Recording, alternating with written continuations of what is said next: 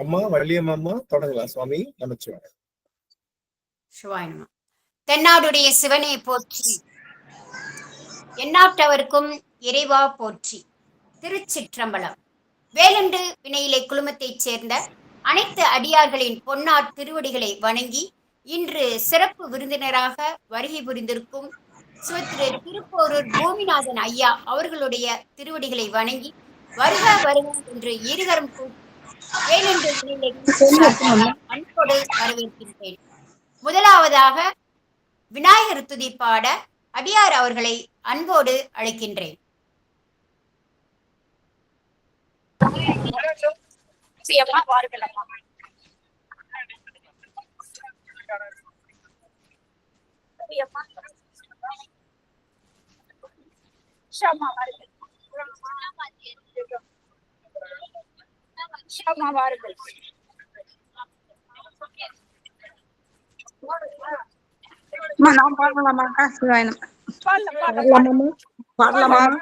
நல்ல மனமுண்டாமா மலரா நோக்குண்டா மேனி உணங்காது பூக்கொண்டு துப்பா துருமேனி தும்பிக்கையான் பாதம் தப்பாமல் சார்வா தமக்கு. திருச்சிற்றம்பலம். மிக்க நன்றி அம்மா. அடுத்ததாக நால்வர் துதி பாட அடியார் அவர்களை அன்போடு வரவேற்கின்றேன்.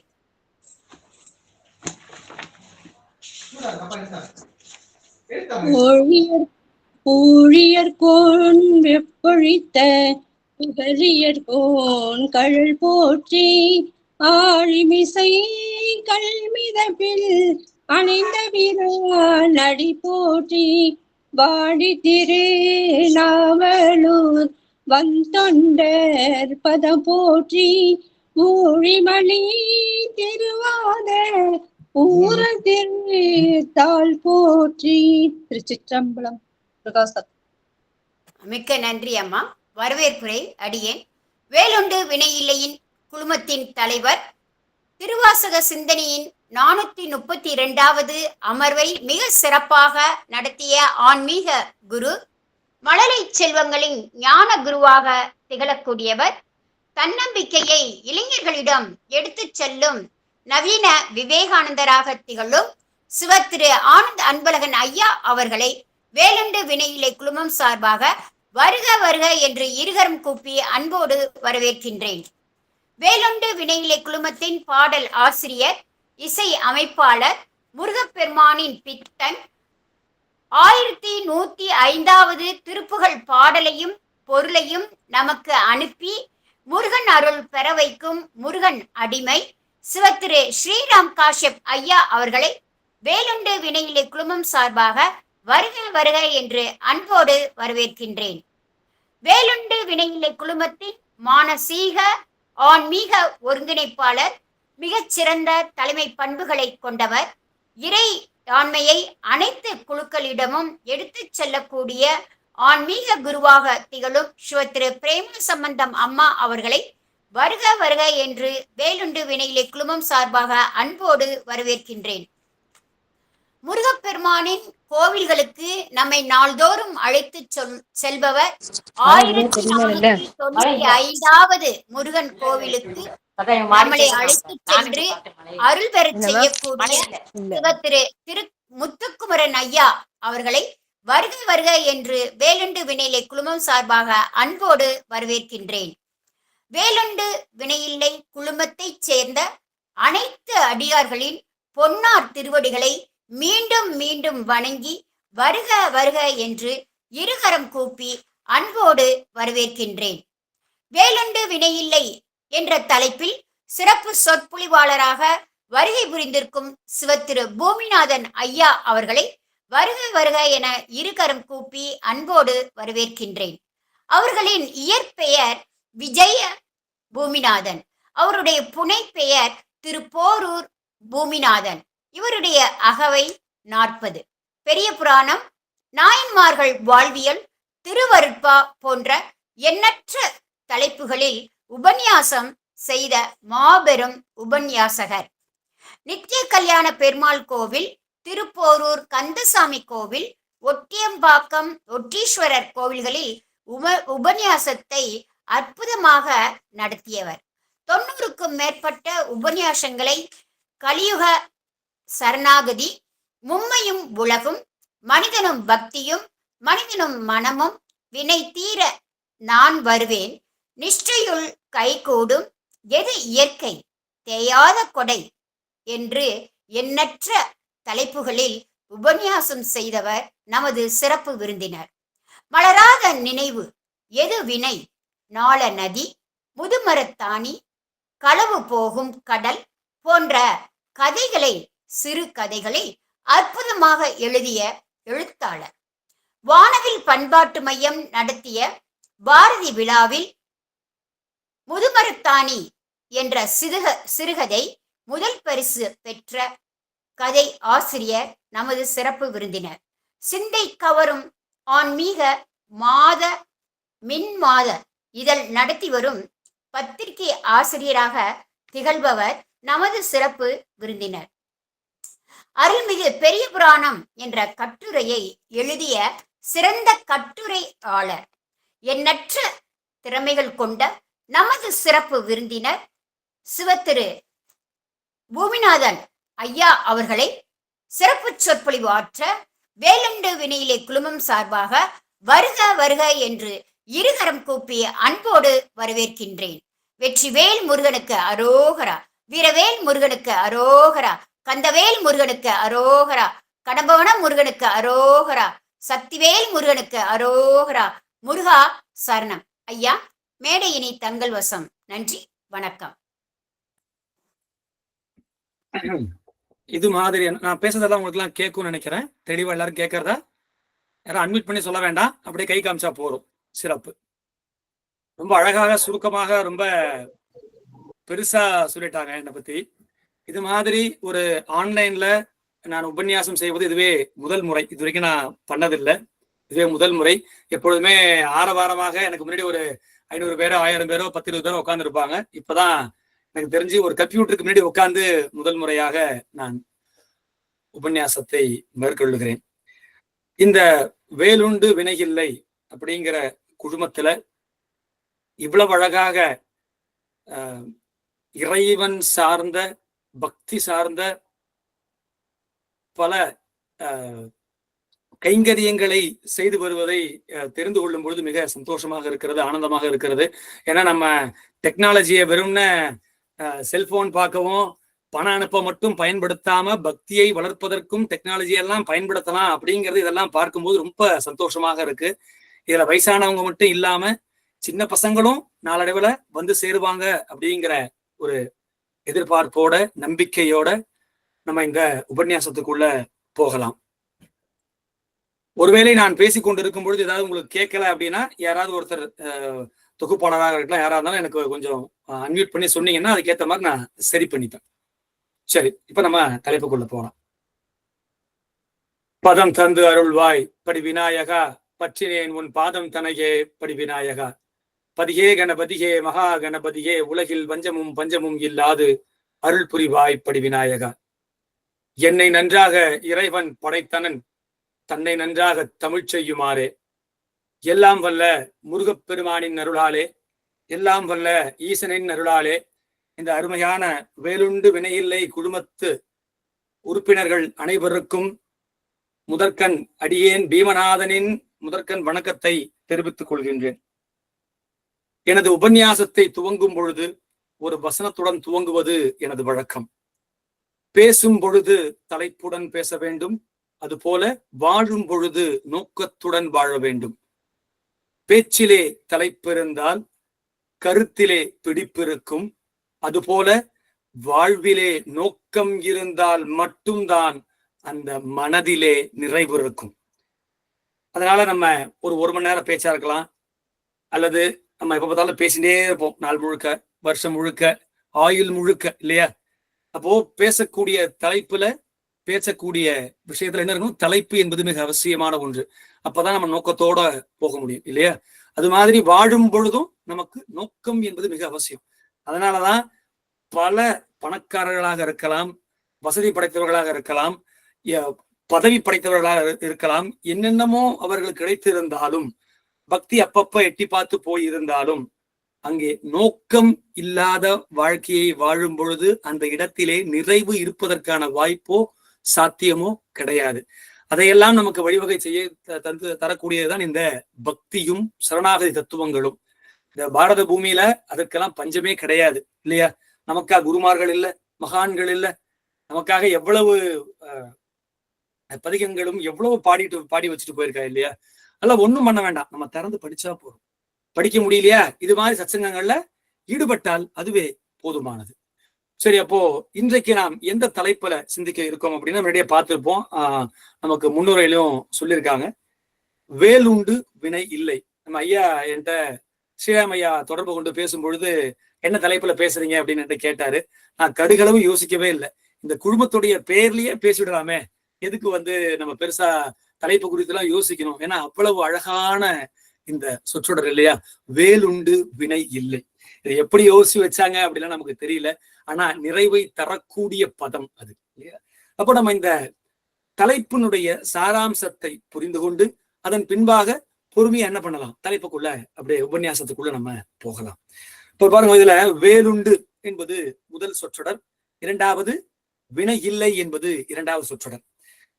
நம்ம இதனுடைய விளக்கத்தை உங்களுக்கு எல்லாருக்கும் தெரியும். அடியார் பெருமக்கள் எல்லாரும் இங்க இருக்கீங்க, என்னோட அறிவு படைத்தவர்கள், ஞானம் படைத்தவர்கள் எல்லாரும் இருக்கலாம். அதனால நிதானமாக நம்ம தெரிந்த விஷயங்களை அரைத்த மாவை அரைக்கக்கூடிய ஒரே இடம் பக்தி மட்டும்தான்.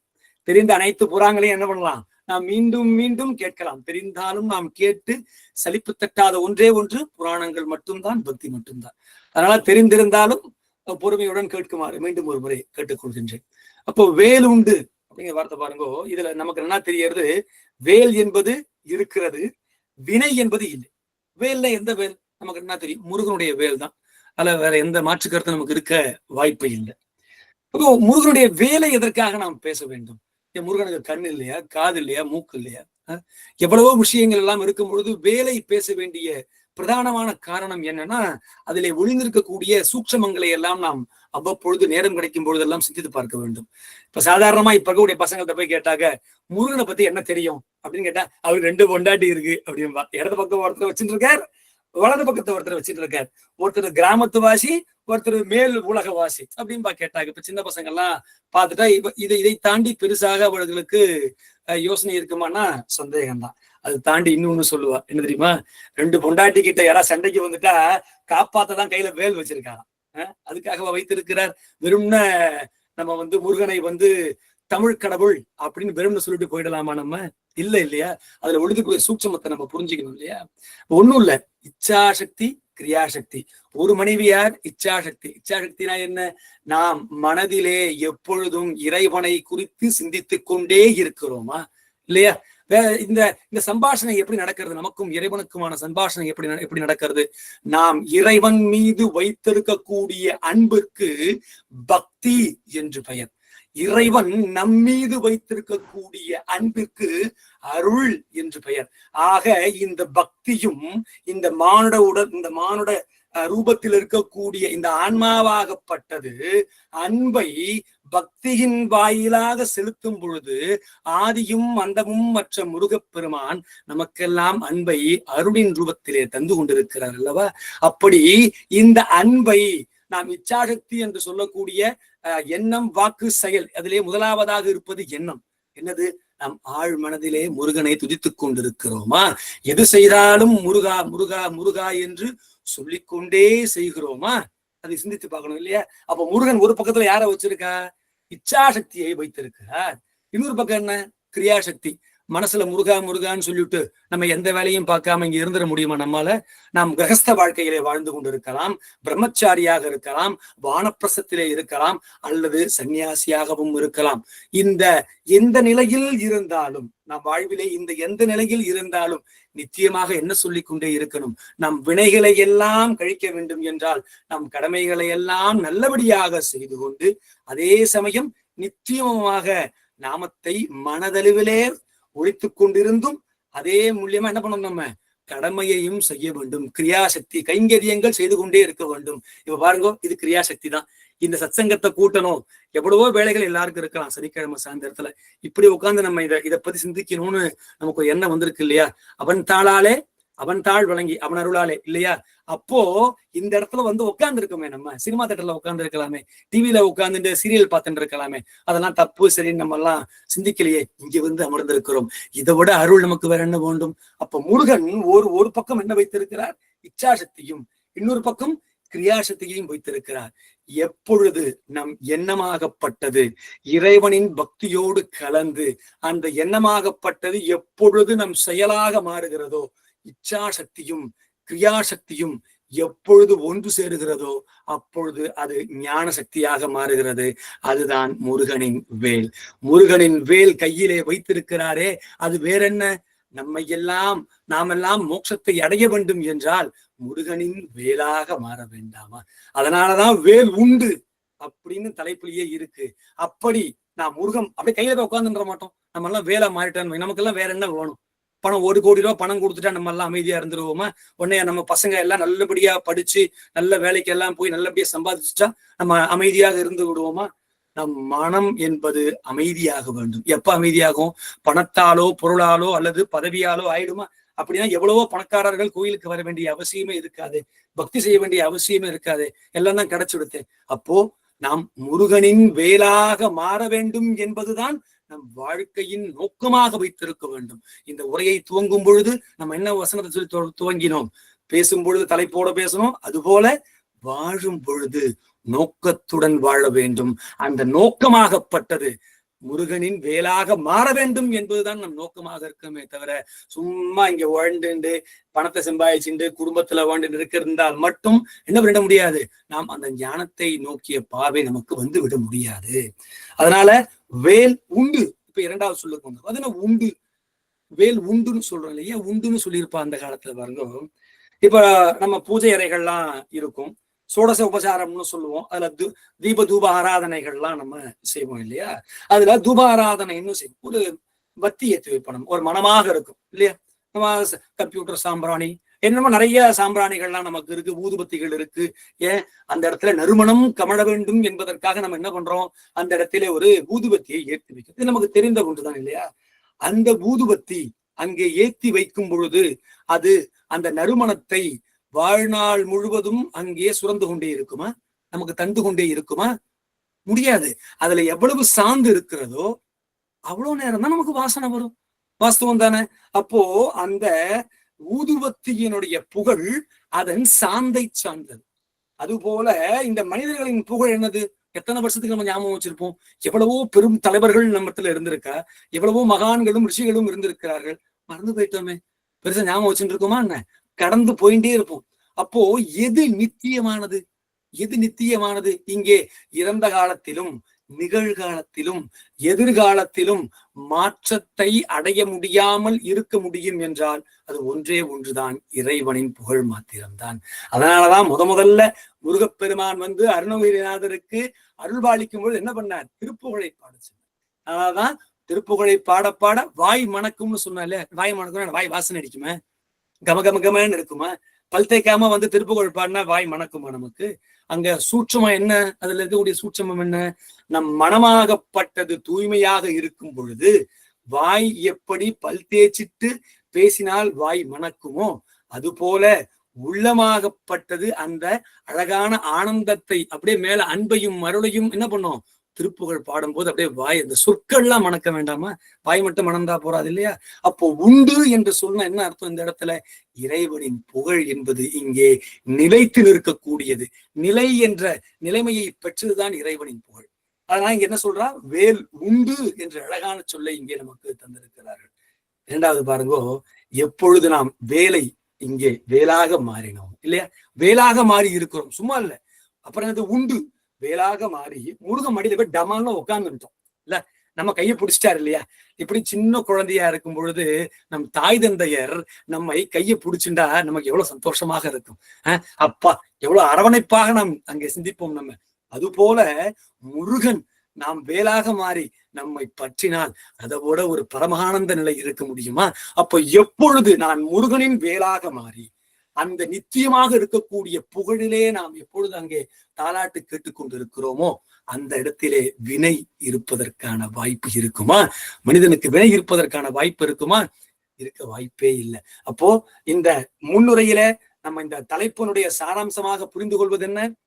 இந்த இடத்துல நம் நோக்கம் என்பது முருக வேலாக மாற வேண்டும் என்பது மாத்திரம்தான் நம் நோக்கமாக இருக்க வேண்டும். சரி, இப்போ இரண்டாவது பாதை வினை இல்லைன்னு இருக்கு இல்லையா? இந்த வினை இல்லாமல் இருக்க வேண்டும். இப்ப நம்ம சொல்லிட்டோம், இப்ப இதெல்லாம் நமக்கு தெரியாதா? முருகன் வேளா மாறணும்னு நமக்கு எல்லாம் எத்தனையோ வருஷமா எவ்வளவோ மகான்கள் பாட்டு பாடிட்டா, எவ்வளவு பேர் உரை பண்ணிட்டா, எல்லாம் புத்தகங்கள் எழுதிட்டா, உபன்யாசம் எக்கச்சக்கமா பண்ணிட்டா, எல்லாம் பண்ணியாச்சு. சரி, இருந்தாலும் என்ன பண்றது?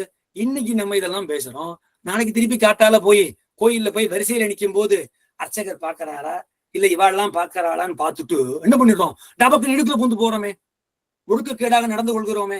முதல் நாள் சாயந்தரம் நல்லதா கேட்டு இருக்கோம், மறுநாள் சாயந்தரம் தப்பா போயிட்டோமே. காரணம் என்னவா இருக்கும்? எப்படி வினையை நாம் தாண்டுவது? வாய்ப்பு குறைவா இருக்கு இல்லையா? இப்போ இதே மாதிரிதான் பல தீய வினைகளை செய்தவர் தான் அருணகிரிநாதர். நமக்கு இதெல்லாம் ரொம்ப நன்னா நமக்கு தெரியும்.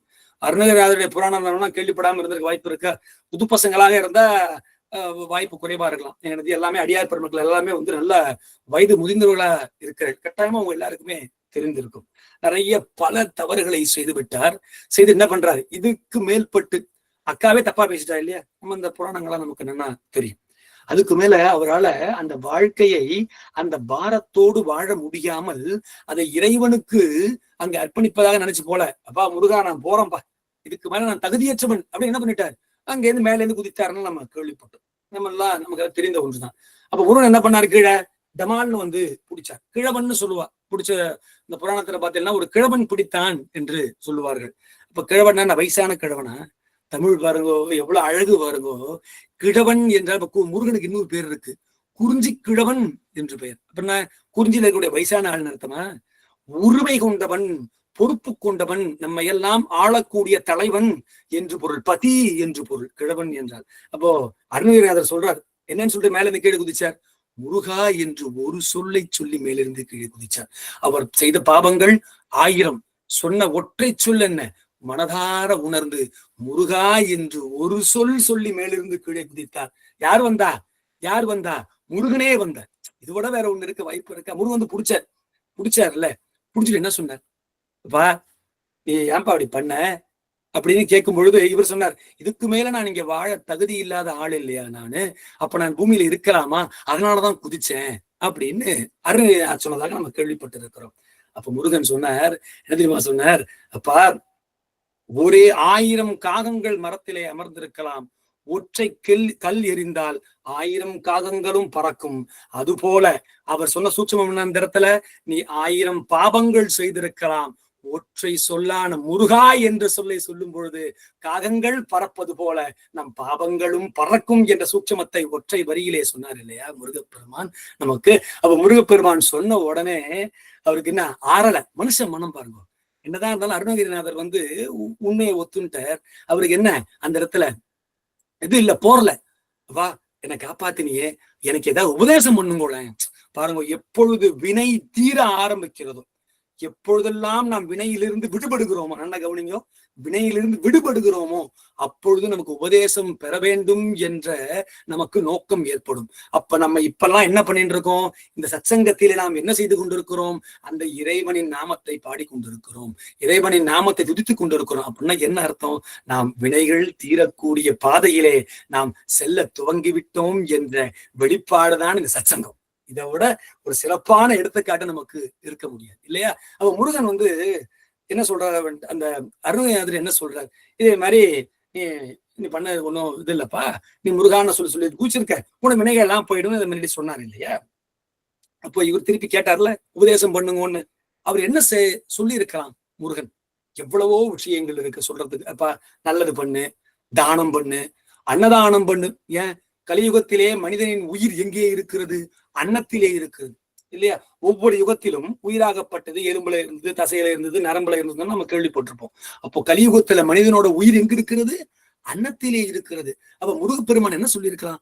பா தானத்திலே சிறந்தது அன்னதானம், அன்னதானம் பண்ணு சொல்லி இருக்கலாமே.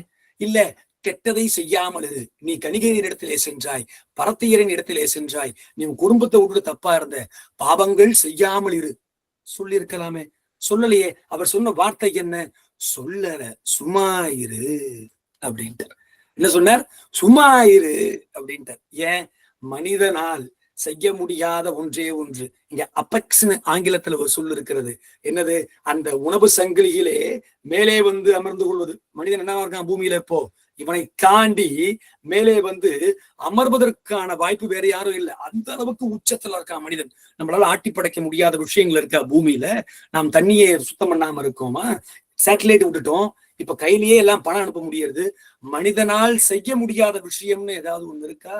இருக்கு. என்னது அது? சும்மா இருப்பது. சும்மா இருப்பது என்பது வாய்ப்பு இல்லாமல் இருக்கு. அப்போ முருகன் அருணகிரிநாதர்கிட்ட முதல்ல எடுத்த உடனே கேட்டார்ல, குடிச்சார்ல சுவாமியை வந்து அருணகிரிநாதர் காப்பாத்தினார்ல, அப்பொழுதே சொல்லியிருக்கலாம்ல, நீ திருப்புகழ் பாடுன்னு. ஏன் திருப்புகழ் பாடுன்னு முதல்லயே சொல்லல? முதல்ல ஏன் வந்து சொல்லற சும்மா இருன்னு சொன்னார்? காரணம் என்னன்னா, வினைகளை விட்டு நாம் வெளியே வர வேண்டும் என்றால், நாம் இப்பொழுது நல்ல விஷயங்கள் செய்தோமேயானால், புண்ணியங்கள் செய்தோமேயானால் மீண்டும் பிறப்பெடுப்போமா மாட்டோமா? திருப்பி பிறப்போம். புண்ணியம் செய்ய செய்ய செய்ய திருப்பி பிறப்போம். பாவம் செய்ய செய்ய செய்ய திருப்பி பிறப்போம். ஏன்? பெற்ற புண்ணியத்தையும் நாம் அனுபவிக்க வேண்டும், பெற்ற பாவத்தையும் நாம் அனுபவிக்க வேண்டும். அப்போ பெற்ற புண்ணியம் பண்றது நல்லது தானே? தப்பான விஷயமா என்ன? நல்லது தானே? ஆனா ஏன் அவர் சொல்லல? அப்போ புண்ணியத்தை நாம் செய்தோமேயானால் அந்த புண்ணியத்தை நாம் மறுபிறவி எடுத்து அனுபவிக்கும் பொழுது நமக்கு எல்லாம் கிடைச்சிருக்கு. பாருங்க, ரொம்ப நல்லது பண்றோம் எல்லாரும், ரொம்ப ரொம்ப ரொம்ப ரொம்ப நல்லது பண்றோம் எல்லாரும், எல்லாம் நன்னா பண்ணிட்டா நமக்கு என்ன வந்துடும்? எக்கச்சக்கமா புண்ணியம் வந்துருமா? அடுத்த பிறவி பிறப்போமா? பிறந்தப்ப நம்ம புண்ணியத்தால நமக்கு என்ன நடக்கும்? பிறவி பயனால நமக்கு நல்லதா நடக்குமா? born with silver spoon அப்படிங்கிற ஆங்கிலத்துல. பிறக்கும் பொழுதே பெரும் பணக்காரராக அனைத்து செல்வங்களும் பெற்று பெரும் பதவி இருக்கக்கூடிய ஒரு வீட்டிலே பிறக்க வாய்ப்பு இருக்குல்ல, சுபிக்ஷங்கள்லாம் கிடைக்கணும் இல்லையா? அப்படி பிறக்கும் பொழுது நாம் ஒழுக்கமாக வாழ வாய்ப்பு இருக்கா? ஏன்? எதுவும் பண்ணாம எல்லாமே கையில வந்து விழுந்துடுதே.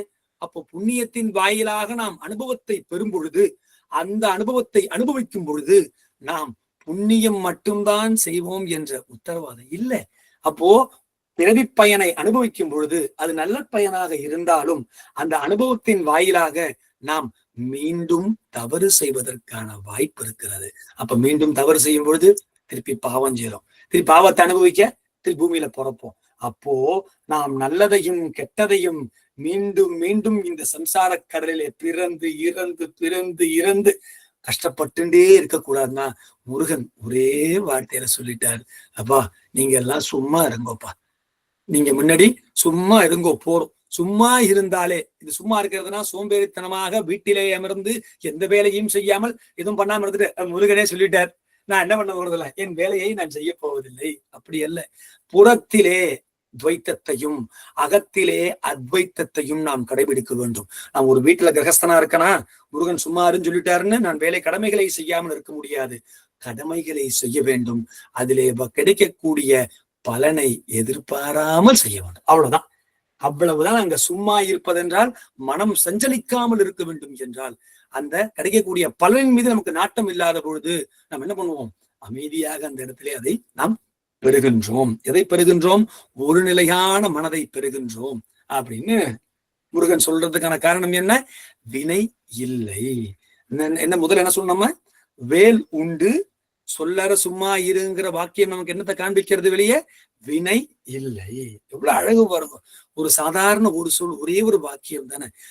10 மணி நேரத்துக்கு பேசலாம், 15 மணி நேரத்துக்கு பேசலாம், பேசிட்டே இருக்கலாம். ஆனா முருகன் என்ன சொல்லிட்டார்? சும்மா இருக்க சொல்லிட்டார். அதனால நம்ம என்ன பண்றோம்? தலைப்பா அப்படியே அடுத்த கட்டத்துக்கு நம்ம நகர்ந்து போறோம். இப்ப நம்மள சில பேருக்கு ஒரு கேள்வி இருக்கலாம், இதெல்லாம் சரி சுவாமி, எடுத்த உடனே PhD மாதிரி இருக்கு. சும்மா இருப்பது என்பது இப்ப ஆங்கில கல்வியில படிக்கிறோம் இல்லையா, PhD வாங்குவது என்று. அப்போ அதே மாதிரி எங்களால எடுத்த உடனே நீங்க PhD பண்ண சொல்றேன், ரொம்ப சிரமமா இருக்கு எங்களுக்கு. ஏன்னா நம்ம கவலைப்படக்கூடாது இல்ல. இப்ப நியாயப்படி நம்ம இந்த முருகனின் பாதையிலே, முருகனை அடையக்கூடிய பாதையிலே நாம் எல்லாம் சென்று கொண்டு இருக்கிறோம் என்றால் நமக்கு மனசுல கவலை இருக்கலாமோ? கடுகளவும் இருக்கலாமோ? இருக்கா இல்லையா? இருக்கு. இப்ப கூட பாருங்க, இந்த இந்த சத்சங்கத்தை துவங்கும் பொழுது கொஞ்சம் டெக்னாலஜி மக்கர் பண்ணிட்டு நமக்கு உடனே கவலை, நேரத்துல ஆரம்பிக்குமா? முடியாதுன்னு. சஞ்சலமே படக்கூடாது. முருகன் 7 மணிக்கு வேண்டாம்ப்பா, 7:15 ஆரம்பின்னு சொல்லிட்டேன் இந்தியா நேரப்படி. அவ்வளவுதான். சஞ்சலம் பிடிக்க வேண்டிய அவசியமே கிடையாது. அப்போ இந்த PhD அளவுக்கு நம்ம மேலே போய் எடுத்த உடனே பண்ண முடியாது இல்லையா? படிப்படியாக குழந்தையா இருக்கும்போது எடுத்த உடனே நம்ம போட்டு ஓடி போயிடுறோமா என்ன? நீந்துவோம், தவழுவோம், நடக்க முயற்சி செய்வோம், கீழே விழுவோம், அதுக்கப்புறமா தான் நடப்போம். அது மாதிரி இந்த நிலையை நாம் அடைய வேண்டும் என்றால், சும்மா இருக்க வேண்டும் என்றால், சில பகைவர்களிடமிருந்து, சில கயவர்களிடமிருந்து நாம் தள்ளி இருக்கணும். இது முதலாவது. இரண்டாவது, நமக்கு திருவருட்பால தெய்வமணி மாலையில நமக்கு சொல்றார், வள்ளல் பெருமான் சொல்றார், சில பேறுகளை பெற வேண்டும் என்கின்றார். அந்த பேறுகளை பெறும் பொழுது, அந்த அனுபவங்களை நாம் பெறும் பொழுது பொறுமையாக அந்த வினை தீரக்கூடிய அந்த நிலைக்கு நாம் படிப்படியாக செல்லுவோம். அப்போ நம்ம ஒரு தெய்வமணி மாலையிலிருந்து ஒரு 9வது பாடல், இப்போ ஒரு அடுத்த ஒரு அரை மணி நேரத்துக்கு நம்ம சிந்திக்கலாமே. நேரம் இருக்கும்னு நினைக்கிறேன், நான் பெரிய நேரம் எடுத்துக்கலாம்னு நினைக்கிறேன். அப்போ அழகாக 9 பேர், இப்ப நம்ம கேள்விப்பட்டிருக்கோம் இல்லையா, 16 பெற்று பெருவாழ்வு வாழ்கன்னு கேள்விப்பட்டிருக்கோம் இல்லையா. அது வாழ்க்கையிலே நம்ம அனுபவங்களை பெற வேண்டும் என்பதற்காக சொல்லப்பட்ட விஷயங்களாக இருக்கலாம். இதுல பாருங்க, இந்த 9 பேர்கள் பாருங்கோ என்னன்னா, இயல்பு, ஒரு வகையான இயல்பை கேட்கின்றார், திறமையை கேட்கின்றார், நிலையை எதிர்பார்க்கின்றார், நெறியை மன்றாடுகின்றார், மனம், திடம், தெளிவு, வாய்மை, தூய்மை, இந்த 9 பேறுகளை கேட்கின்றார். அப்படி என்ன இயல்பா இருக்கும்? ஒரு இயல்பை எதிர்பார்க்கிறார் இல்லையா. வள்ளல் போய் கேட்கிறார், முருகா எனக்கு இதை கொடுப்பா, இந்த இயல்பை எனக்கு கொடு. என்ன இயல்பு தெரியுமா கேட்கிறார்? முதல் இயல்பு, ஈ என்று நான் ஒருவரிடம் நின்று கேளாத இயல்பும். ஈ என்று நான் ஒருவரிடமும் நின்று கேளாத இயல்பும். முதல் வரி பாருங்க, எவ்வளவு அழகு பாருங்க. நான் யார்கிட்டையும் போய் யாசகம் கேட்காத அப்படிங்கிற. என்ன யாசகம் கேட்கறதுன்னா என்ன அர்த்தம்? எனக்கு எதன் மீதோ அதீத பற்று இருக்கிறது, எனக்கு எதன் மீதோ அதிக காமமும் பற்றும் மோகமும் இருக்கிறது, அது எனக்கு கிடைக்கல. அது கிடைக்காத பொழுது அதை நான் தீர்த்து கொள்ள வேண்டும் என்ற காரணம் வரும்பொழுது நம்ம என்ன பண்றோம்? போய் கிரெடிட் கார்டு வாங்குவோம் இல்லையா. கிரெடிட் கார்டு எப்போ வாங்குறோம்? நமக்கு ஏதோ ஒரு டிவி வேணும், ஏதோ ஒரு செருப்பு வேணும், ஏதோ ஒரு இடத்துல போய் நமக்கு ஒரு தேவை இருக்கிறது, அந்த தேவையை உடனே பூர்த்தி பண்ண வேண்டும் என்ற பிடிப்பு நமக்கு அதிகமாக இருக்கும் பொழுது என்ன பண்றோம்? கடன் வாங்குறோம். யாசகம் வாங்குறதுன்னா ஒரு நின்று கேளாத இயல்புனா என்ன அர்த்தம்? மனிதன் இயல்பாகவே தனக்கு ஒன்று இல்லை என்று நினைத்துக் கொண்டு, நான் இன்னமும் பெற வேண்டும் என்று நினைத்துக் கொண்டு என்ன பண்றான்? யாசகத்தை பெற்றுக் கொண்டிருக்கிறான். இதுல ஒளிந்திருக்கக்கூடிய சூட்சமம் என்ன தெரியுமா? நாம் அனைத்தும் கிடைக்க பெற்றால் மட்டும்தான் மனிதனாகவே பிறக்கின்றோம். அரிது மானிடராய் பிறத்தல் இல்லையா. அப்போ இந்த இடத்துல நம்ம என்ன பண்றோம்? நம்ம மனுஷங்கிறத மறந்து போய் இன்னொருத்தர்கிட்ட போய் அப்பா எனக்கு கொடுப்பான்னு யாசகம் வாங்கிட்டு இருக்கலாமா? நியாயப்படி எதை யாசகம் பெற வேண்டும்? நாம் ஞானத்தை யாசகமாக பெற வேண்டாமா? அறிவை நாம் யாசகமாக பெற வேண்டாமா? மிக முக்கியம் அது. அப்ப என்ன சொல்றாரு இந்த இடத்துல? ஈ என்று நான் ஒருவரிடம் நின்று கேளாத இயல்பு. நல்ல வார்த்தை கவனிங்க, இயல்பு என்று சொல்லுகின்றார். இயல்புனா என்ன? எனது இயல்பாக அது நான் மாற வேண்டும். இயல்புனா என்ன? இயற்கையாக இருப்பதுதான் இயல்பு. இயல்னா என்ன? இயங்குதல், இயல்பாக இருப்பது. அப்போ மனிதனோட இயல்பு என்னவாக மாற வேண்டும்? யார் இடத்துலயும் போய் கேட்கக்கூடாது. முதல்லயே அடிச்சு கிளீன் போல்டு இன்ஸ்விங்கிங் யாக்கர் போட்டுட்டார் நம்ம வள்ளல். பயங்கரமா கிரிக்கெட் எனக்கு பிடிக்கும்ன்றதுனால கொஞ்சம் அப்பப்ப அதெல்லாம் வரும். இரண்டாவது பாருங்க, இரண்டாவது திறமையை கேட்கின்றார். அது என்ன திறமையாக இருக்கும்? திறமை எப்ப தெரியுமா வெளிப்படும்?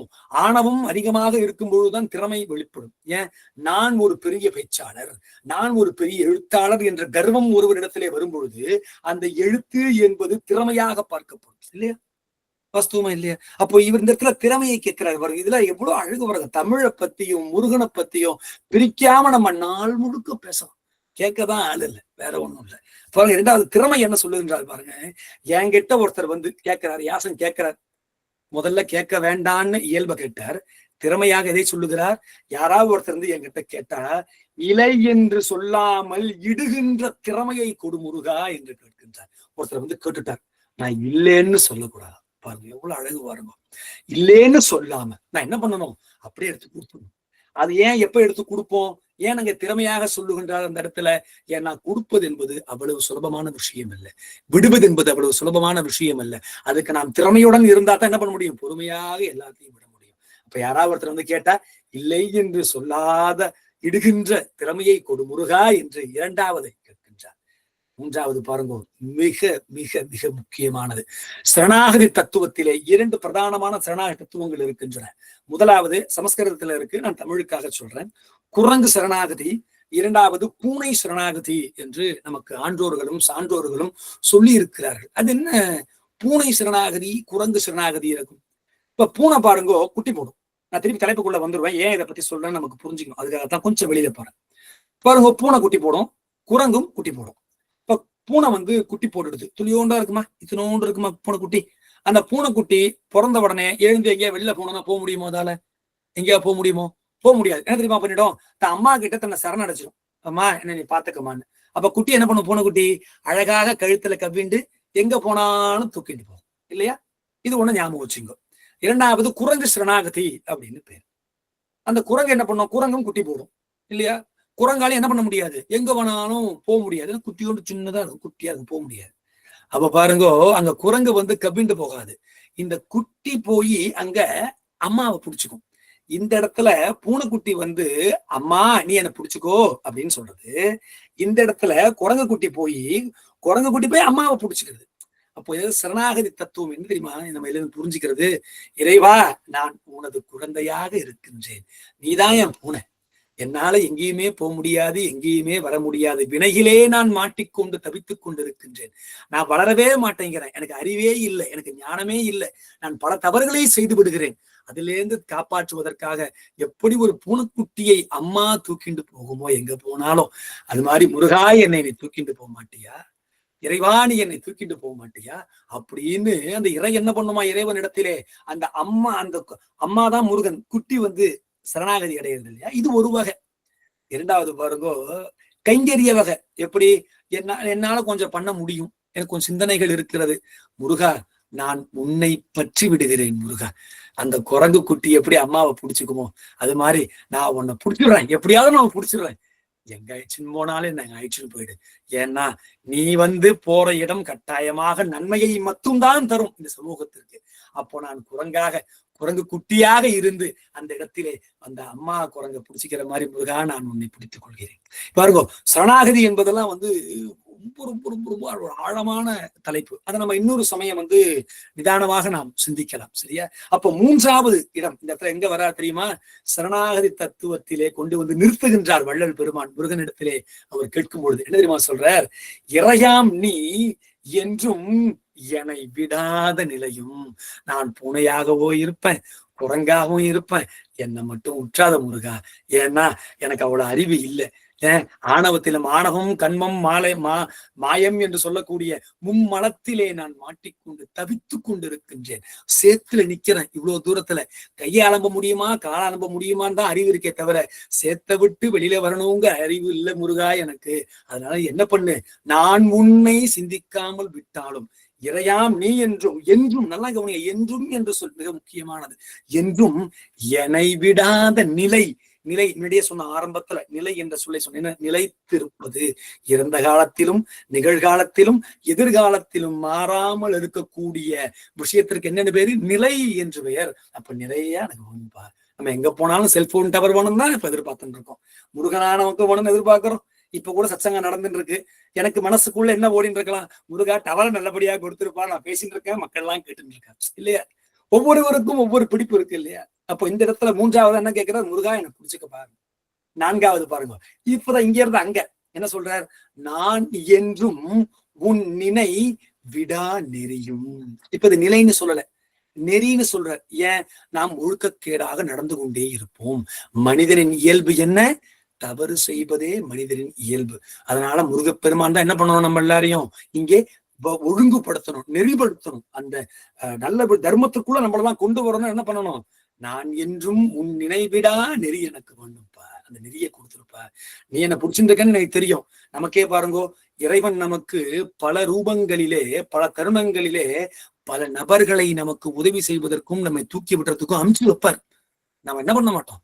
கண்ணை திறந்து கூட பார்க்க மாட்டோம். ஏன்? அந்த இடத்துல என்னது? நமக்கு மாயை மறைத்து விடுகிறது. ஆணவமும் கண்மமும் எக்கச்சக்கமா இருக்கும்போது நமக்கு உதவி பண்ண யாரா வருவா? கண்கட்ட அவுக்கிறதே கிடையாது, நம்ம தான் இல்லையா? அப்போ அது என்ன? நான்காவது என்ன கேட்கிறார்? அந்த நெறியை கொடுத்திருப்பா, நான் உன்னை விடாமல் இருக்க வேண்டும், உன்னைய நினைவு இருக்கும் வரை நான் வைத்துக் கொண்டே இருக்க வேண்டும் என்ற பிராப்தத்தையும் நெறியையும் கேட்கின்றார் நான்காவதாக. ஐந்தாவது பாருங்க, இப்ப ஒருபடியே இறங்கி வரார் அழகா வள்ளல் பெருமான். நமக்கு முருகன் கிட்ட அழைச்சின்னு போறதுக்கு நம்ம விரல பிடிச்சி அவர் அழைச்சின்னு போறாங்க. அழகு இல்லையா இது? நான் ஐந்தாவது என்ன? அயலார் நிதி ஒன்று நயவாத மனமும். இங்க பாருங்க, மனத்துக்கு வந்துட்டார். போனது நெறின்னு சொன்னார், இயல்புன்னு சொன்னார், இந்த இடத்திலே மனதிற்கு கொண்டு வந்துட்டார். ஏன்? மனம் என்பது இயல்பாகவே காம, குரோத, மோக, லோப, மத, மாத்சரிய என்று 6 விஷயங்களையும் பற்றி அயலார் நிதியின் மீது நயம் கொண்டிருக்குமாம். நயம் என்ன தெரியுமா தமிழ்ல அர்த்தம்? நம் இயல்பை தாண்டி நயமாக அழகாக பேசுவது நயம் பட பேசுன்னு கூட சொல்லுவா. அதாவது நம்ம நன்னா பேசுறோம்னு நமக்கே தெரியாது, அவ்வளவு நயமாக இருக்குமா. அப்போ இந்த இடத்துல எப்படி ஆயிடுமா மனம்? எப்படிப்பட்ட நயம் நமக்கு வேண்டாம்? நயமான மனம் எப்படி வேணுமா நமக்கு? அயலார் நிதி, இன்னொருத்தரோட பொருளை பார்த்து ஆசைப்படாம இருக்கணும் முருகா. நானு அந்த அந்த மனசை எனக்கு கொடுத்துட்டு போறோம். எந்த அதீத ஆசையும் இல்லாமல் கிரகஸ்தனா இருப்போம். நம்ம வீடு, குழந்தை, குட்டி, பேரன், பேத்தி, மாமனார், மாமியார் எல்லாம் சொந்தங்கள்லாம் இருக்கும். அதெல்லாம் நம்ம வேண்டான்னு சொல்லல, அதெல்லாம் விட்டு விலகி வர சொல்லல. அதை தாண்டி இருக்கக்கூடிய அயலார்கள் இடத்திலிருந்து வரக்கூடிய நிதி மட்டும், நிதியில இருக்கக்கூடிய பச்செல்லாம் எடுத்திருப்பார். அப்படி எனக்கு மனத்தை கொடுத்து விடுப்பார் என்று கேட்கின்றார். 6வது, இதையெல்லாம் நான் பெற்றுவிட்டேன்.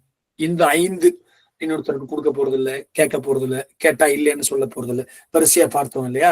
இதையெல்லாம் பெறும் பொழுது நம்மை அறியாமலேயே நமக்கு ஒரு மெய் நிலை ஏற்படும். எப்படி? மெய்யான நிலை நமக்கு பொறுமையாக, அந்த அழகான ஒரு நிலையான மனது நமக்கு நயமாக வந்து சேரும்.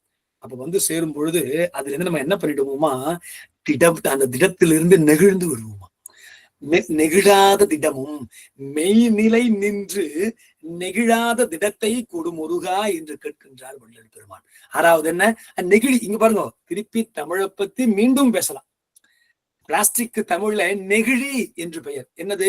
தன் திடத்தை இந்த சூரிய ஒளி பேர் என்ன, அந்த நெருப்பு படும் பொழுது அது நெகிழ்ந்து விடும், தன் நிலையிலிருந்து குறைந்து விடும், மாறிவிடும். அதை நெகிழின்னு பேரு. அதனாலதான் பிளாஸ்டிக். அது மாதிரி என்ன சொல்றார்? நான் திடமாக இருக்க வேண்டும் என்றால், அந்த மெய்நிலையில் நான் நிற்க வேண்டும் என்றால் எனக்கு அந்த நெகிழாத திடத்தை கொடு முருகா என்று 6வதாக கேட்கின்றார். இப்போ 7, 8, 9 இது 3ம் ஒன்னோட ஒண்ணு பின்னியது. பெண்கள்லாம் முடிய பின்னிப்பா இல்லையா? ஒரு காலோட ஒரு கால் நமக்கு அழகாக எப்படி பின்னி இருக்கும்போதுதான் பார்ப்பதற்கு அழகாக இருக்கும் இல்லையா? அது போல 7, 8, 9 இந்த 9ம் பின்னி இருக்க வேண்டும். 7வது பாருங்க, உலகில் சீ என்று, பேய் என்று, நாய் என்று பிறர்தமை தீங்கு சொல்லாத தெளிவு வேண்டும். அப்போ அடிச்சுக்க முடியாது நம்ம வள்ளல் பெருமான்ட்ட மட்டும். அப்படியே கொண்டு வந்து கிளைமேக்ஸ்ல கொண்டு வந்து நிறுத்துவார். பாட்டு அப்படி பாடும் பொழுதே எல்லாம் இறைவனின் அருள் இல்லையா? அப்ப என்ன மாதிரியான தெளிவு வேண்டுமா? நான் யாரையும் துச்சமாக பேசிவிடக் கூடாது. சீனோ பேயின்னோ சொல்றதுன்னா என்ன? இந்த இடத்திலே வாயால சொல்லுவதல்ல, மனதாலே சொல்லுவது.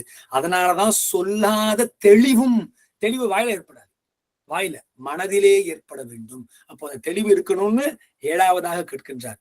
இந்த 3 பின்னல் சொன்ன இல்லையா, 3 கால், அதுல 2வது பாருங்க, திறம் 1 வாய்மையும் 9வதாக தூய்மையும் வேண்டும் முருகா என்று கேட்கின்றார். அப்ப என்னவா? இந்த தெளிவும் இந்த வாய்மையும் இந்த உண்மையும் கிடைச்சிருத்துன்னு வைங்களேன். நான் முன்னாடி சொன்ன போலவே கேளாத இயல்பும், இல்லை என்று சொல்லாத திறமும், முருகனை விடாத நிலையும், முருகனின் நினைவை விடாத நெறியும், நயவாத மனமும், நெகிழாத திடமும், தீங்கு சொல்லாத தெளிவும், திறம் 1 வாய்மையும் தூய்மையும் பெற்றுவிட்டு நனைய போட்டுட்டேன்னு வைங்கோ. கடைசி 10வது வாக்கியத்தை கொண்டு நிறுத்துகின்றார். என்ன தெரியுமா சொல்றார்? முருகான இந்த 9 விஷயங்களை சொன்னேனே இதுக்கு முன்னாடி, இந்த 9 பேறுகளையும் தந்து நான் நின் திருவடிக்கு ஆளாக்குவான்.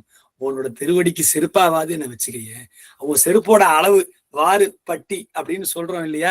அது போல உன் காலை தொடர்றதுக்கு கூட எனக்கு அருகதை இல்லாமல் இருக்கலாம், நான் பாவத்திலே ஊறிக்கொண்டு இருக்கலாம். அந்த நோக்கி நான் வரணும்னா இந்த 9 பேறுகளையும் கொடுத்து தந்து நீ திருவடிக்கு ஆளாக்குவாய் அப்படின்னு மன்றாடுகின்றார் நம்ம வள்ளல் பெருமான். அப்போ இதை ஏன் இவர் பாட வேண்டும்? முருகன் இவரை ஏன் இப்படி பாட வைக்க வேண்டும்? எவ்வளவோ பாடல்கள் எல்லாம் இருக்கு, நம்ம நல்லா பேசிட்டே இருக்கலாம், நிறைய ஆழமாக இருக்கிறது. அப்ப இதெல்லாம் ஏன் பாடணும்னா, நாம் எடுத்த உடனே PhD படிக்க முடியாது. LKG யூகேஜியை படிச்சுட்டு மறந்து போயிடுவோம். திருப்பி இதே மாதிரி இன்னொருத்தர் வந்து அடுத்த 50 வருஷம் கழிச்சு உபன்யாசம் பண்ணத்தான் போறார். இது நம்ம நிறுத்த போறது இல்லை. ஏன்? மனுஷாவுடைய இயல்பு மறந்துட்டே இருப்போம்.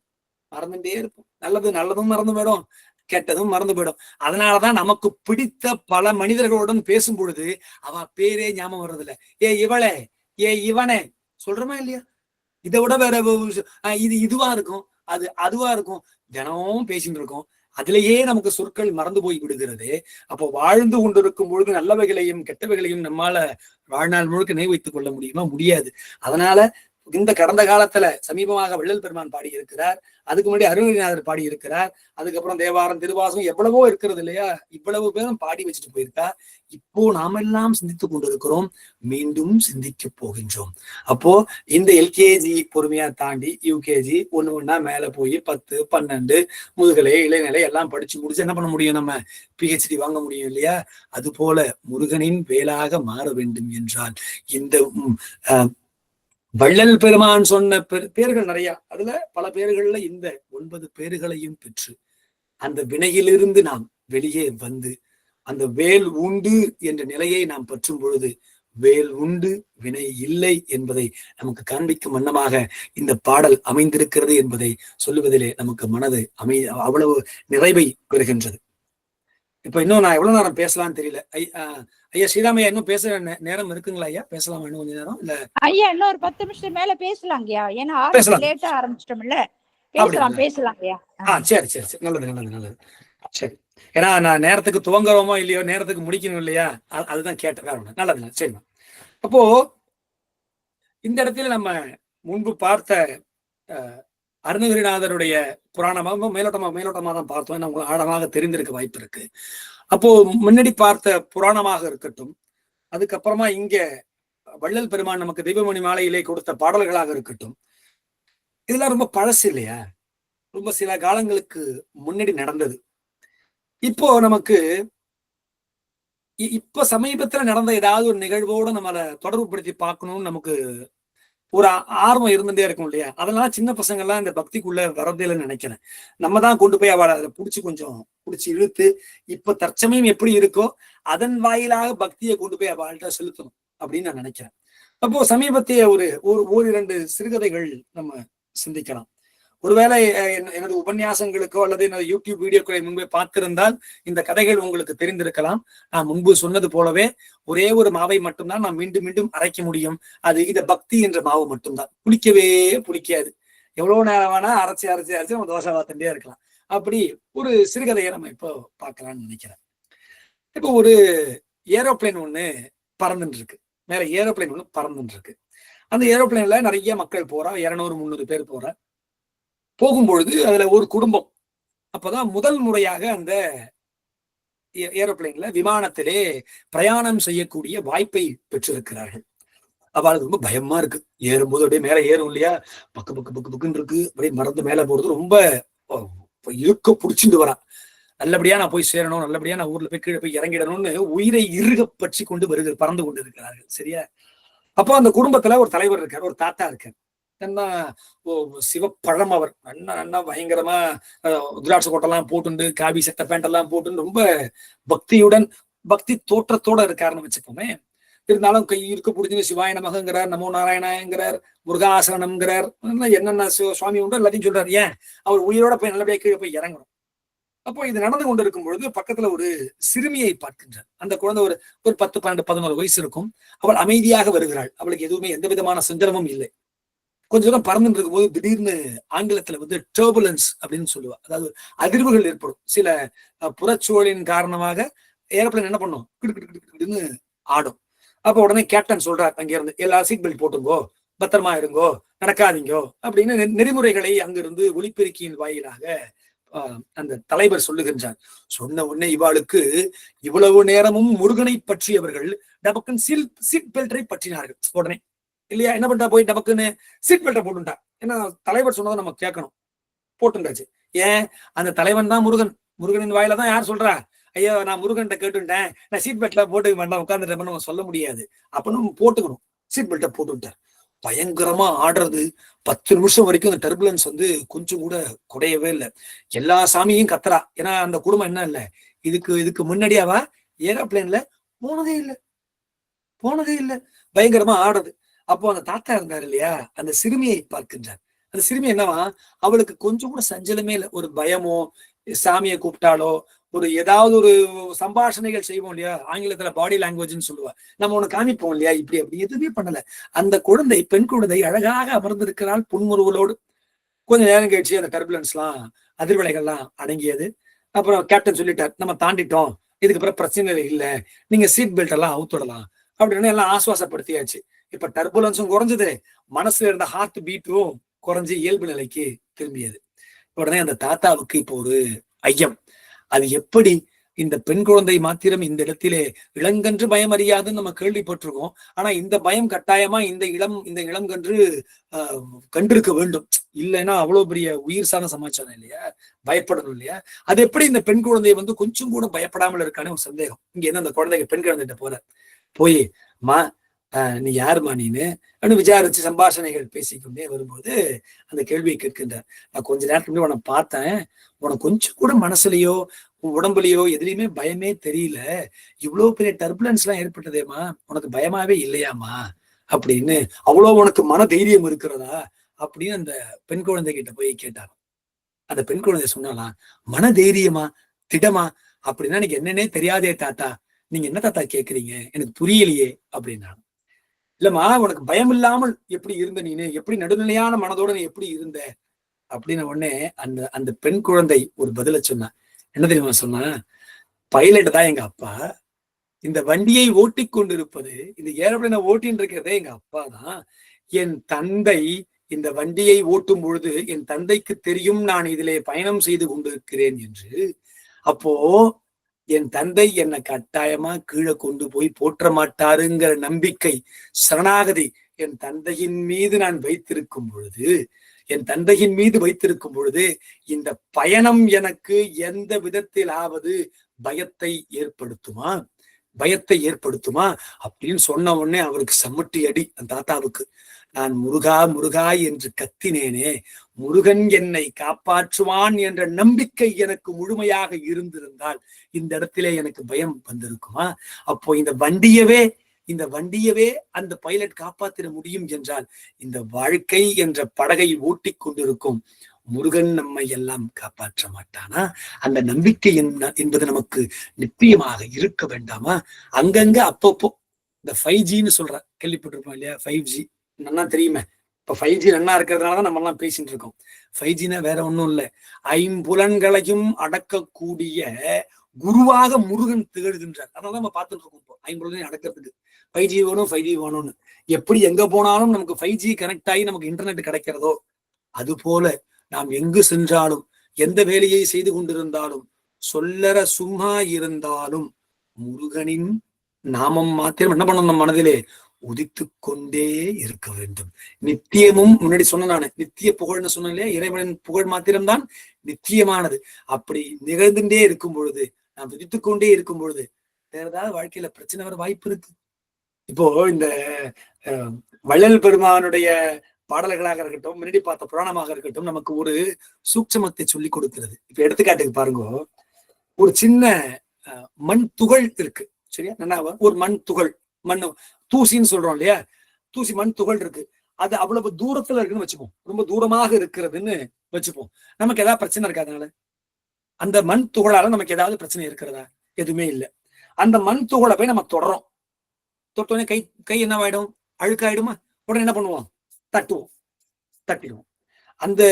அதே மண் துகள் கணத்துல படுறது, என்ன பண்ணுவோம், உடனே தண்ணியை எடுத்து அலம்புவோம். முன்னாடி பாருங்க, கையை எடுத்து தட்டினோம், இரண்டாவது முகத்துல பட்டோடனே ஜலத்தை எடுத்து அலம்பினோம், மூன்றாவது பாருங்க அது கண்ணுக்குள்ள ஊந்துட்டு, கண்ணுக்குள்ள அந்த மண் துகள் விழுந்தா உடனே வச்சு அறக்கு நரக்கி அதை ஆப்ரேஷன் பண்ற அளவுக்கு கூட போலாம், தப்பா பண்ணோம்னா இல்லையா? அந்த மண் துகள் தன் இயல்பிலிருந்து மாறியதா? அங்கு இருக்கும் போதும் சரி, என் கைக்கு வரும் பொழுதும் சரி, இங்கே கன்னத்தின் அமரும் போதும் சரி, கண்ணுக்குள்ளே போகும் போதும் சரி, அது தன் இயல்பிலிருந்து மாறியதா? மண் துகளாகத்தான் இருந்தது. இங்கேயும் மும்மலங்களும் அப்படித்தான். மும்மலங்களும் என்ன இருக்கு, அப்படியே ஜடப்பொருளாக இருக்கிறது இல்லையா? மனிதன் தான் என்ன பண்றான், அதை போய் பற்றுகிறான். அந்த மண் துகள் அங்க இருக்கும் பொழுது நாம் எந்த விதமான வினையையும் செய்ய வேண்டிய அவசியம் இல்லை. இப்போ தப்பா போய் நான் தான் அதை செய்ய போறேன் அப்படின்னு நினைச்சுண்டு மண்ணை தொட்டு கன்னத்துல வச்சுண்டு கண்ணுல பட்டு எல்லாம் படி என்ன ஆயிடுறது, நாம் பல இன்னல்களுக்கு ஆளாகுகின்றோம். எல்லாத்துக்கும் காரணம் என்ன, நாம் ஏதேனும் ஒன்றை செய்து கொண்டே இருக்கின்றோம். தலைப்பிற்கு ஏற்ற மாதிரி எப்பொழுது வேல் உண்டு வினை இல்லை என்ற பாதையை நாம் பற்றுகிறோமோ அப்பொழுது நமக்கு இந்த முருகன் அருளாகப்பட்டது நேரடியாக கிடைக்கும் என்று சொல்லி இறுதியாக முடிக்கும் பொழுது ஒரு கலகலப்பான ஒரு சிறுகதையோட முடிக்க ஒரு விட்டுன்னு சொல்லுவோமே, இந்த கலகலன்னு முடிக்கணும் எப்பயும் முடிக்கும் பொழுது. அதுக்காக ஒரு விட்டோட இந்த உபன்யாசத்தை நிறைவு செய்யலாம் என்று நினைக்கின்றேன். என்னாச்சு பாருங்கோ, ஒருத்தன் இதெல்லாம் கேள்விப்படுறான், பாவம் பண்றது புண்ணியம் பண்றது எல்லாம் கேள்விப்படுறான். பயங்கரமா கேள்விப்படும் போது என்ன ஆயிடுத்து, எக்கச்சக்க பாவம் பண்ணிட்டான். அதுக்கு மேல அவனால பாவம் பண்றதுக்கே இல்லை. பஞ்சமா பாவங்கள்னு சொல்றா இல்லையா, அது எல்லாத்தையும் பண்ணிட்டான். பண்ணி முடிச்ச உடனே மேல வந்து யமதர்மராஜாவுக்கு சித்திரகுப்தன் போய் எழுதி கொடுத்துட்டார். பா, இவன் நம்மால் கீழே இருக்கான், நீ என்ன பண்ண, அவனை போய் வேலையை முடிச்சுடு அப்படின்னு லெஜர்னு சொல்லுவா இல்லையா, கொடுத்துட்டார். டேட்டாவெல்லாம் கேதர் பண்ணி ஆர்டிபிஷியல் இன்டெலிஜென்ஸ் மூலியமா கொண்டு வந்து யமதர்மராஜிட்ட கொடுத்தாச்சு. யமதர்மன் கீழே புஸ்தகத்தை பெரிய ஓலைச்சுவடி எடுத்துன்னு வந்துட்டார். ஒரு 50 பேர்னு வச்சுப்பேன், ஒரு பேச்சுக்கு வச்சுப்பேன், எல்லாருமே நமக்கு ஒரு கணக்கு மூணும் இல்லையா. ஒரு 50 பேர் கொண்ட ஒரு புத்தகம், ஓலைச்சுவடி புத்தகத்தை எடுத்துட்டு யமதர்மன் வந்துட்டார். கீழே வந்து எருமான் மேல உட்காந்துட்டு அந்த பாச கயிறை அடி வீசிட்டு கூப்பிடுறார், ஏண்டா வாடா போலாம் வாடா. இவன் கண்டுபிடிச்சிட்டான் வந்திருக்கிறது யாரு, இங்க நம்மள ஐசின் கொடுத்தா வந்திருக்காரு. உடனே வந்த ஆள் சொல்றான், எங்க வீட்டுக்கு யாராவது விருந்தாளி வந்தா அதித்தி தேவோ பவன்னு சொல்லியிருக்கா. விருந்தோம்பல் என்பது தமிழரின் மரபு. வாசலோட வந்துட்டா உங்களை அனுப்பிச்சிட முடியாது, நீங்க வண்டியை பார்க் பண்ணிட்டு வீட்டுக்குள்ள வாங்கோ அப்படின்னா. என்னது, அந்த எரும மாட்டை கட்டிட்டு நீங்க வீட்டுக்குள்ள வாங்கோ. என்னப்பா உன்னோட அன்பு தொல்லை ரொம்ப அதிகமா இருக்கு, சரி வீட்டுக்குள்ளதான் வரணும், வந்தா கிளம்பிடுறியா, ஆனா கிளம்பிடுறேன் வாங்கோ அப்படிங்கிறான். உடனே யமதர்மராஜா என்ன பண்ணிட்டார், உள்ள போயிட்டார். உள்ள போயாச்சா, உள்ள போனோடனே அமர்ந்து இருக்கிறார். அவனை சரிப்பா போலாம் வா, இளைப்பாறுவதற்கு நீங்கள் கொஞ்சம் காப்பி தண்ணி குடிக்கணும், நீங்க உடனே காப்பி தண்ணிய கொடுத்த உடனே காப்பி தண்ணியை குடிச்சார். குடிச்சிட்டு வா போலாம் வா. இல்ல நான் கூப்பிட்ட உடனே என்னோட விருந்தோம்பலை ஏற்றுக்கொண்டீர்கள், நான் உங்களுக்கு ஒரு பரிசீலிக்கலாம்னு நினைக்கிறேன். என்னடா நீ என்னடா எனக்கு பரிசு கொடுப்ப, நீ ஏன் எக்கச்சக்க பாவத்தை பண்ணிருக்கிற, நீ என்ன எனக்கு பரிசு கொடுப்ப அப்படின்னு கேட்கிறார். கேட்ட உடனே, நாங்க மனிதர்களாக சேர்ந்து இந்த ஆணவம் கண்மம் மாயைன்னு சொல்றோமே, அதுல மாயை என்ற கருவியை பயன்படுத்தி நாங்க செல்போன்னு ஒண்ணு கண்டுபிடிச்சிருக்கோம். அந்த செல்போனுக்குள்ள இன்ஸ்டாகிராம்னு ஒண்ணு இருக்கு, யூடியூப்னு ஒண்ணு இருக்கு, அதெல்லாம் தெரியுமா யமதர்மா உனக்கு? என்னென்னமோ தெரியுமே, எனக்கு யூடியூபும் இன்ஸ்டாகிராமும் தெரியாதேடா. எங்க பாருங்கோ, இதுதான் கலியின் எங்க யார் வரைக்கும் போயிடுது, யமதர்மம் வரைக்கும் போயிடுது. ஆர்வத்தை தூண்டி விட்டான். நீங்க பாருங்கோ, தயவு செய்து பாருங்கோ அப்படிங்கிறான். உடனே யமதர்மன் என்ன பண்றாரு, கையில ஒரு புஸ்தகம் வச்சிருந்தாருல, பாருங்க, வந்த வேலையை பார்க்கணும். யமதர்மனாக இருந்தாலும் வந்த வேலையை பார்க்கணும் இல்லையா. கொடுத்து அந்த இதை எடுத்து கீழே வச்சுட்டார் பக்கத்துல. எதை, அந்த கொண்டு வந்த ஓலைச்சுடைய பக்கத்துல வச்சுட்டு இந்த பக்கத்துல கொண்டாடா ஜெல் போன. எப்படா பார்க்கணும், யாருக்கு சொல்லி கொடுக்குறா, மனுஷன் யமதர்மராஜாவுக்கு எப்படி இன்ஸ்டாகிராம் ரீல்ஸ் பாக்குறதுன்னு சொல்லி கொடுக்குறான். யாரு, பாபங்கள் அனைத்தையும் செய்து அந்த வினையை தீர தெரியாத ஒரு மனிதன் அவனுக்கு சொல்லி கொடுக்குறான். உன்னை இன்ஸ்டாகிராம் பாக்குறாரு, உட்காந்து பாக்குறாரு. ஓரமா தூண் எங்க இருக்கு அப்படின்னு தேடி, ஆங்கிலத்தை சொல்லுவா செட்டில் ஆகுதுன்னு சொல்லுவா இல்லையா, நம்மளால இடிச்ச புலி மாதிரி போய் ஓரமா யமதர்மராஜா உக்காந்துண்டு கழுத்தை குடிஞ்சுண்டு செல்போன் பார்க்க ஆரம்பிச்சுட்டார். இப்ப என்னாச்சு, இவனுக்கு வந்த வேலை ஆச்சு. போய் அவருக்கு தெரியாம, யாருக்கு, யமதர்மராஜாவுக்கு தெரியாம பக்கத்துல ஒரு புஸ்தகம் இருக்கு இல்லையா, அந்த பட்டியல் போட்டு யார் பேரை இவர் வந்து தூக்கிட்டு மேலோளத்துக்கு போகணும்னு அந்த புத்தகத்தை திருடுகிறான்.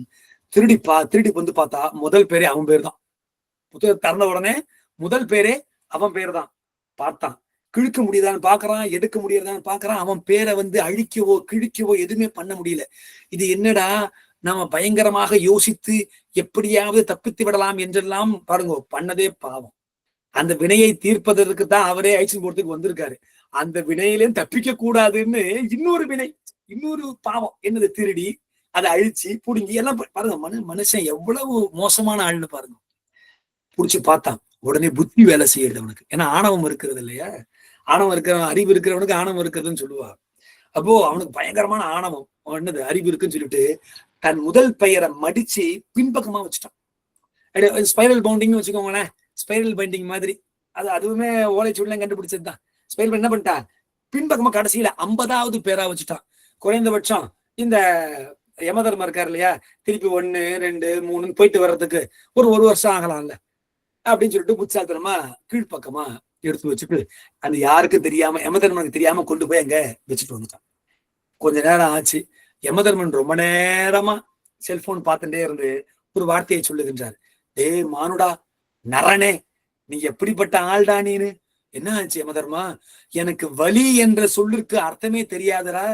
1 மணி நேரம் உட்காந்து இங்க செல்போன் பார்த்தோம், முதுகு கழுத்தெல்லாம் வலிக்கிறதுடா, தெரியுமாடா? அவனுக்கு குடிஞ்சுட்டே பார்த்தேன்டா. மனுஷன் நீங்க எல்லாம் எப்படித்தான் செல்போனை பார்த்துட்டே இருக்கணும்? மகா பாவம்டா. இதுக்கே நான் என்ன பலன் அனுபவிக்க போறேன்னு தெரியல. சரி வா நம்ம கிளம்பலாம் அப்படின்னு உடனே அவன் சொல்றான். சரி நீங்க புத்தகத்தை திறந்து படிங்க, கிளம்பலாம் நம்ம அப்படின்னு. உடனே புத்தகத்தை எடுத்து திறக்கல, கையில வச்சிருக்கேன். சரிடா, நீ எனக்கு வெளியில வந்த உடனே எல்லாருமே என்ன துரத்திடுவா.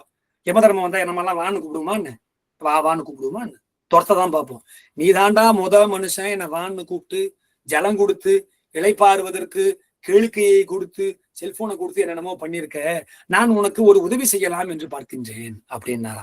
இப்படி சந்தோஷமா எடுத்து, அப்பாடி நம்ம பேரை எடுத்துருவாரு போல் இருக்கு.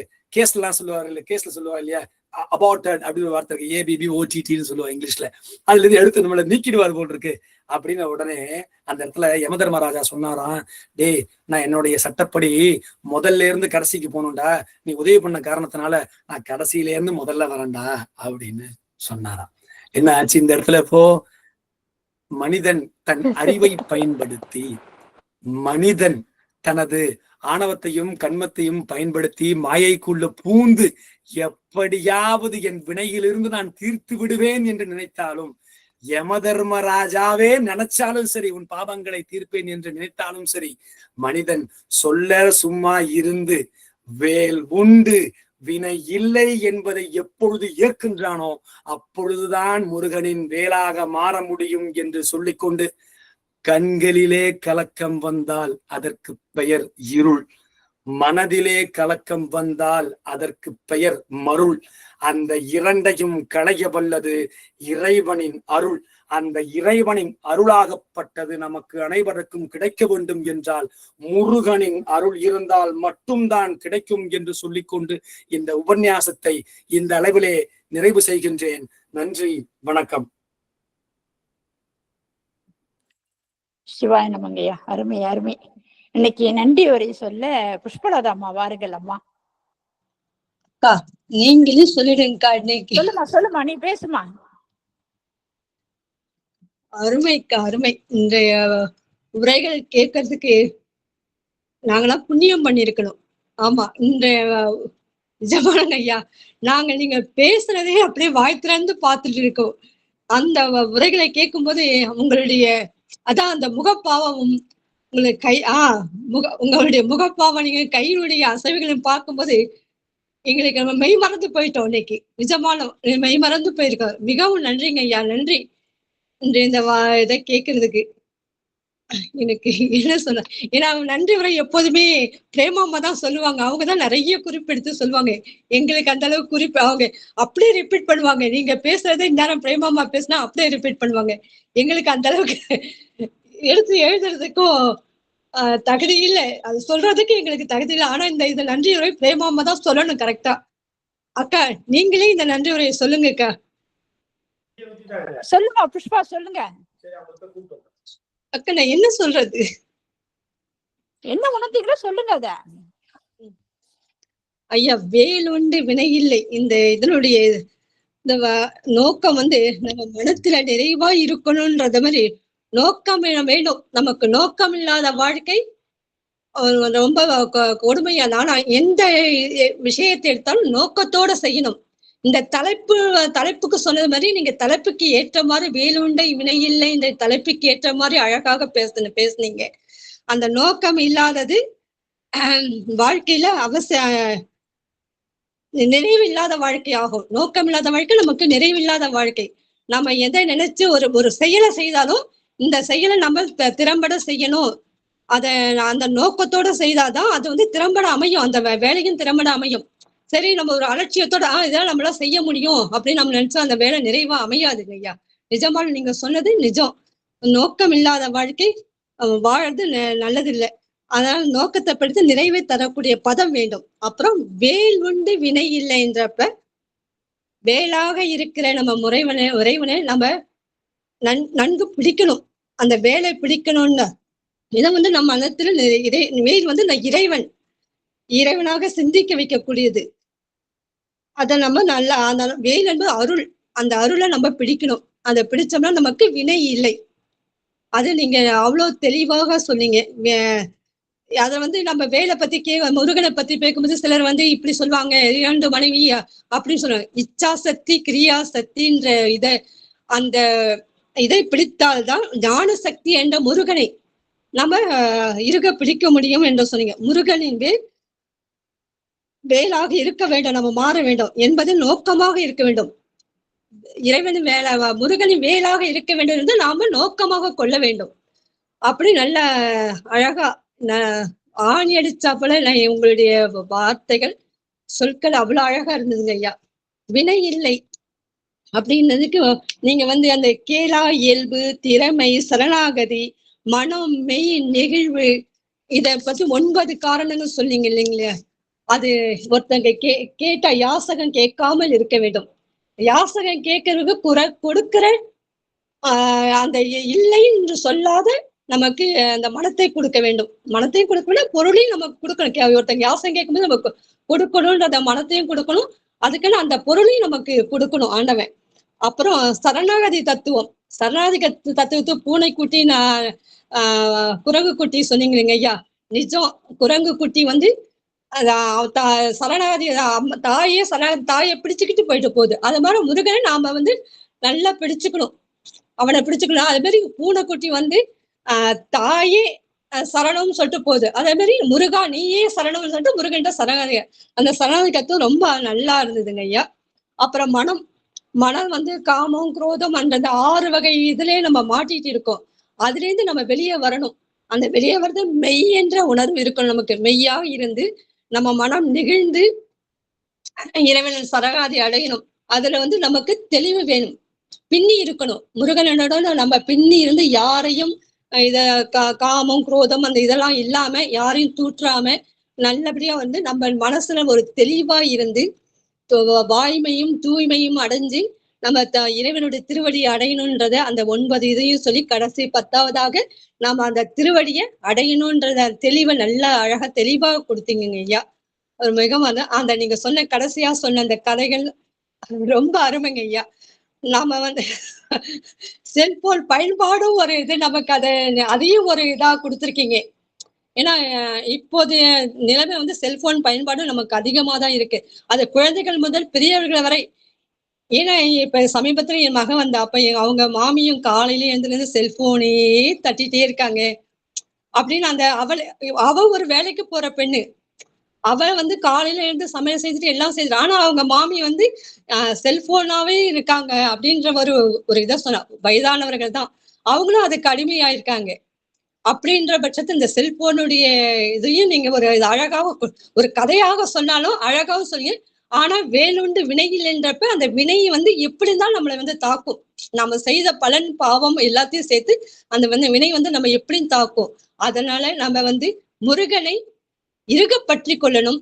அந்த வேலை நம்ம அருளா பெற்று அந்த வினையை தீர்க்க வேண்டும் என்ற இதை ரொம்ப தெளிவா அழகா சொன்னீங்கன்னா அழகா. நன்றிங்க உங்களுக்கு கோடி நன்மை.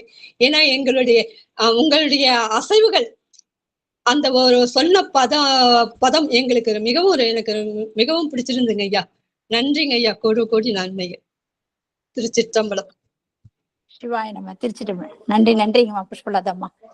இன்னைக்கு அருமையான கருத்தை எடுத்து சொல்லிட்டீங்க, ரொம்ப சந்தோஷம். வாழ்த்து பாடல் பாடி முடிச்சு அடுத்த அடியாருக்கு எல்லா அடியார்களுக்கும் வாய்ப்பு. வாழ்த்து பாடிடுறேங்கய்யா நானு. வான்முகில் வழாது பெய்க மழி வளம் சுரக்க மன்னன் கோன்முறை அரசு செய்க குறைவிலாது உயிர்கள் வாழ்க நான்மறை அறங்கள் ஓங்க நல்தவம் வேள்வி மல்க மேன்மைக்குள் சைவ நீதி விளங்குக உலகமெல்லாம் மேன்மைக்குள் சைவ நீதி விளங்குக உலகமெல்லாம் ஆறிரு தடந்தோள் வாழ்க ஆறுமுகம் வாழ்க வெற்பை கூறுசை தனிவேல் வாழ்க குக்குடம் வாழ்க செவ்வேல் ஏறிய மங்கை வாழ்க யானி தன் அணங்கு வாழ்க மாறிலா வள்ளி வாழ்க வாழ்க சீரடியார் எல்லாம்.